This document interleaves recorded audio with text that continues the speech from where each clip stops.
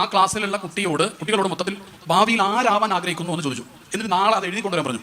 കൂട്ടത്തിൽ പറഞ്ഞു വൈ, എന്തുകൊണ്ടാണ് എന്തോ ഒരു സംഭവം ആഗ്രഹിക്കുന്നു പറയുമല്ലോ, അത് എന്തുകൊണ്ടാണ് അങ്ങനെ ആവാൻ ആഗ്രഹിക്കുന്നത് എന്നത് കൃത്യമായിട്ട് എഴുതി കൊണ്ടുവരാൻ പറഞ്ഞു. എന്നിട്ട് ടീച്ചറെ എഴുതി കൊണ്ട് നമ്മുടെ കുട്ടികൾ പലരും എഴുതി കൊണ്ടുവന്നു. അങ്ങനെ ലാസ്റ്റ് ഒരു കുട്ടി എഴുതിയിരുന്നു അതിൽ എനിക്ക് TV ആയാൽ മതി, എനിക്ക് TV ആയാൽ മതി. അപ്പോൾ ടീച്ചർ എന്തൊരു അത്ഭുതം, ഒരു എന്താ പറയുക, ഒരു അത്ഭുതമല്ല, എന്താ പറയുക, ഒരു കൗതുകം ഉണ്ടാവും എന്തുകൊണ്ടാണ് അറിയാൻ ഒരു ആഗ്രഹം. അപ്പോൾ താഴെ എഴുതി വെച്ചിട്ടുണ്ട് എൻ്റെ വീട്ടിൽ അച്ഛനും അമ്മയും എല്ലാവരും ഒന്നിച്ച് നോക്കിയിരിക്കുന്ന ഒരേ സാധനം TV ആണ്. അപ്പോൾ TV ആയാലും കുഴപ്പമില്ല, എല്ലാവരും എന്നെ നോക്കുള്ളൂ, എനിക്കൊരു പരിഗണന കിട്ടുമല്ലോ, ശ്രദ്ധ കിട്ടുമല്ലോ എന്നാണ് കുട്ടി. അപ്പോൾ ഈ ടീച്ചർ ഭർത്താവിനോട് പറഞ്ഞു, പിന്നെ എങ്ങനത്തെ എൻ്റെ ക്ലാസ്സിൽ ഇങ്ങനത്തെ ഒരു കുട്ടിയുണ്ട്, വല്ലാത്തൊരു സങ്കടം തന്നെ എന്ന് പറഞ്ഞപ്പോൾ ടീച്ചറെ ഭർത്താവ് കേട്ടോ, വല്ലാത്ത സങ്കടം തന്നെ കേട്ടോ എന്നൊക്കെ പറഞ്ഞിട്ട് നമുക്കിതൊന്നും ചെയ്യണം, ആ കുട്ടിയുടെ പാരൻസിനെ അറിയിക്കണം. അപ്പോൾ ടീച്ചർ പറഞ്ഞു നമ്മൾ ഉണ്ടാവും തന്നെയാണ്. അപ്പോൾ ആ ടീച്ചറുടെ കുട്ടി ആ ക്ലാസ്സിലുണ്ടായിരുന്നു. അപ്പോൾ സ്വന്തം കുട്ടി എഴുതുകയാണിത്. ഇതെന്താ പറഞ്ഞത്, ഇത് വായിക്കുമ്പോൾ പോലും ഞാനും എൻ്റെ കുട്ടിയുടെ തമ്മിലുള്ള ബന്ധം എങ്ങനെയാണ് എന്ന് റിലേറ്റ് ചെയ്യപ്പെടുന്നില്ല എന്നാ പ്രശ്നം. ഒരു സംഭവം അങ്ങനെ കേൾക്കുമ്പോൾ നമ്മൾ അതിനെ എയറിലിട്ട് ചർച്ച ചെയ്യാം.